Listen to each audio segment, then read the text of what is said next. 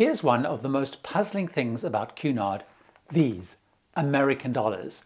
They're the onboard currency on Cunard, a line that makes much of its roots and heritage in Britain. It names its ships after British queens. It serves up British fare, British entertainment, and even has traditional British pubs on board.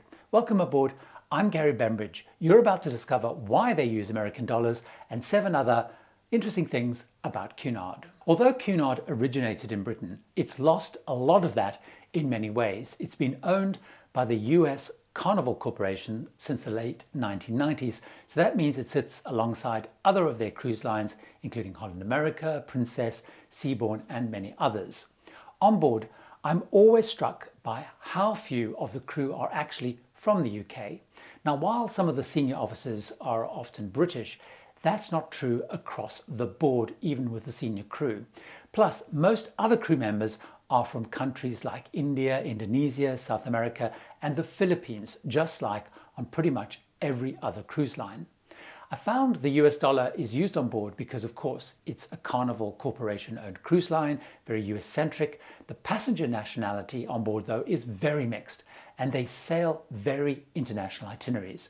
More on that later, because that's important. The overall program, though, I do find to be very British, and even the spelling in the daily program is UK English. The guest entertainers are British, and there's usually a variety of other things like afternoon tea on board that again are uniquely British. Unlike other lines which are British based, though, Cunard, I find, is way easier for international travellers to book. If you look at some other UK based lines like Saga, P&O Cruises and Fred Olsen, it's almost impossible as a non-British citizen to book those cruises. Cunard, on the other hand, has international sales offices around the world and actively promotes itself to travellers from countries like the United States, Canada, Japan, Germany, Australia, and on and on. Now, building on that, something I really like and you need to know about Cunard is they offer a slightly different approach on itineraries compared to most other cruise lines, and they have 2 unique key features. First of all, Cunard is the only cruise line in the world that has a scheduled transatlantic service, which runs roughly from April to October. That's on board the Queen Mary 2 between Southampton and New York. A fantastic trip. I love doing it. They also offer a variety of longer world voyage sailings, including total world circumnavigations. Cunard, by the way, first ever world cruise was aboard Laconia in 1922, and that sailing was really instrumental in how the line still thinks exotic and global to this very day. Now, for example, I recently got off Queen Elizabeth and it was heading down after my cruise to offer cruises all around Australia, Japan, then heading on to Alaska before returning to the UK. So aside from world cruises, these kind of world voyages are a key part of Cunard. Another thing I find most people get confused by and don't understand is the class system. Now, I believe Cunard is not nearly as class-driven as people think it is. Let me explain. So on Cunard, there's 4 grades of cabins. Britannia, which includes inside ocean view and balcony cabins. Britannia Club, which is a premium or kind of elevated balcony cabin. Then there's Princess Grill, which are kind of mini suites. And then there's Queen's Grill, which are the more premium suite experiences. Now, the grade determines which restaurant you eat in. The grill restaurants are very fancy. You can order a la carte, but you can also order exotic things like Dover sole and Chateaubriand to order. You can order off menu, and you can even have caviar. However, there are very few venues beyond the restaurants that those grills passengers have as a perk that other passengers on board can't also use. For example, there's a small lounge, a deck, not a particularly big one, there's a concierge, and there's priority embarkation to disembarkation. That is it.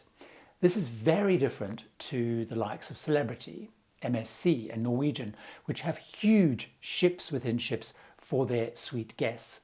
This is not the case on Cunard. I'd say pretty much about 95% or more of the ship is open to everybody. By the way, if you want to know why it's called Princess Grill and Queen's Grill, you could watch this video. It's a members only bonus video, so by becoming a member, you could find out that.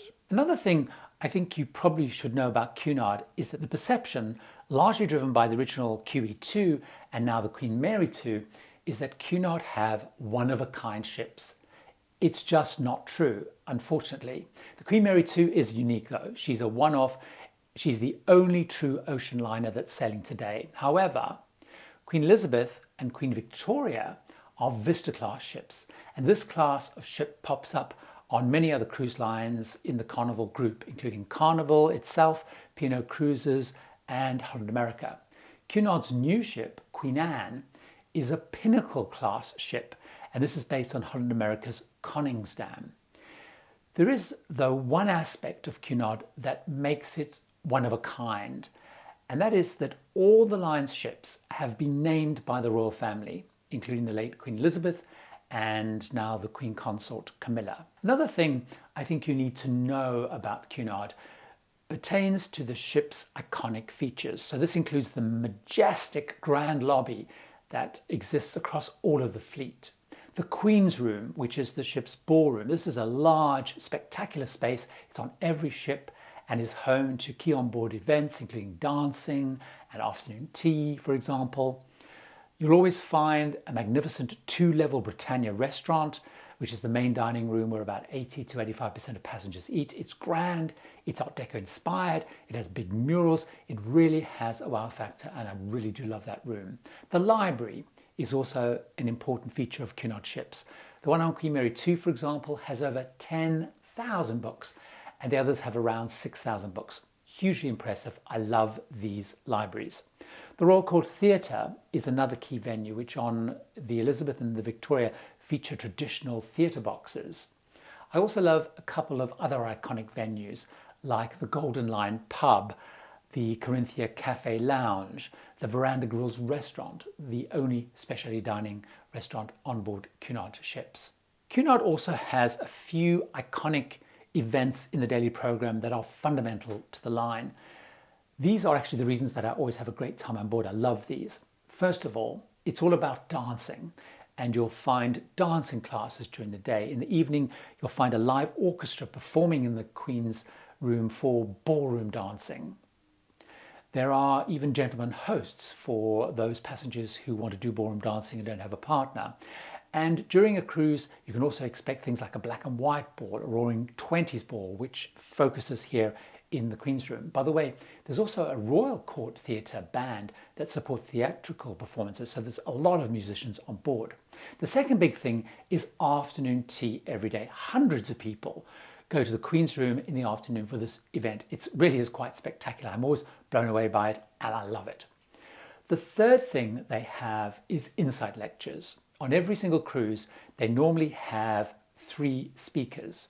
So for example, on my recent cruise on Queen Elizabeth, they had a past press secretary to the late Queen Elizabeth, a former Concorde pilot, and an English historian. I've also been on trips with famous actresses and authors, and even a police detective who caught a renowned British serial killer. The other thing that people think they know about Cunard, but they don't, is the dress code. Now, personally, I find the dress code is not nearly as stuffy as it was, but they do still have some elements of a dress code and do enforce it. So most nights are smart attire. So men can wear trousers. It can even be smart jeans and a collared shirt, which could be a short-sleeved one. Ladies can then wear blouses, skirts, stylish trousers, or dresses. Gala evening, which used to be called formal night, encourages all of us when we're on board to dress to impress. Men, dinner jackets, tuxedo, dark suit and tie, bow tie. Ladies, evening or cocktail dresses, formal separates, as I believe they're called. However, what's important to know is, unlike other cruise lines, to get into your main dining room on gala night, you have to follow that dress code. They are really strict on gala night. So on those nights, in fact, on any nights, when the ship turns into this magnificent event with everyone dressed up, it's really special. But if you want to sail on Cunard and not dress up, you can still do that. As I'm asked this often, if you do want to dress very casually, including shorts, you can go in the evenings to the Lido Buffet restaurant, the Golden Lion pub, the casino, Cafe Corinthia, and the Yacht Club, which is the nightclub, by the way. So there's quite a few places you can go and not follow the dress code. The other thing you may not know about Cunard is they are incredibly good at dealing with 3 very specific different types of traveler groups that people are surprised about. Now, I'm often asked about these groups and if they're suitable for Cunard, so I did want to talk about them. So first of all, for decades, Cunard has been a great choice for solo travelers. They have solo traveler meetups on board because so many solo guests cruise with Cunard, me included sometimes. They have some solo cabins, which means you can avoid a large surcharge. This has opened Cunard to a slightly younger audience, but there are not very many of them, and you do have to plan far ahead.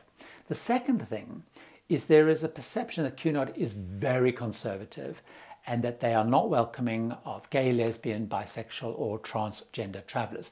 This is not at all true based on what I've seen and observed. Cunard attracts a large number of LGBT travelers. In fact, the LGBT meetup, which is held every day, has more people attending than on any other cruise line I have ever seen. It's actually a pretty big event.